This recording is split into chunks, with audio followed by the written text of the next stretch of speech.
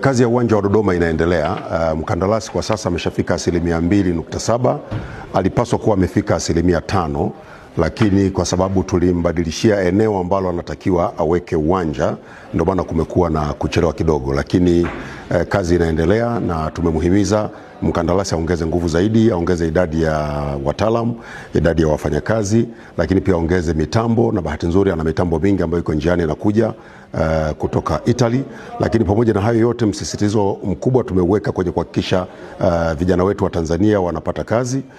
Ni eneo ambalo tunalisimamia kwa ukaribu zaidi, kwa sababu tungependa miradi hii inapotekelezwa ndani ya nchi yetu mwishowe iache utaalamu kwa vijana wetu, kwa wataalamu wetu.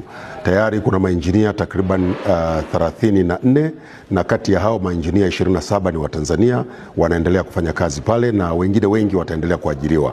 Matarajio yetu ni kwamba mradi huu ufanyike kwa haraka. Kwa hiyo moja kati ya mambo ambayo tunamsisitiza ni kwamba hatutakuwa na nyongeza ya muda. Tunataka uwanja ukamilike ndani ya muda ili uweze kutumika, lakini zaidi ya hapo uwe ni uwanja ambao unafanana na makao makuu ya nchi, yani Dodoma. Tunajenga uwanja Arusha ambao sasa hivi uko zaidi ya 70%, lakini tungependa sasa na hapa Dodoma uwanja nao ujengwe kwa kasi hiyo hiyo, lakini uwe na hadhi inayofanana na makao makuu, ikiwemo kuwemo maeneo ya watu mashuhuri, VIP boxes, na tunalisimamia hilo kwa karibu sana ili uwanja wetu uwe katika viwango vinavyotakiwa.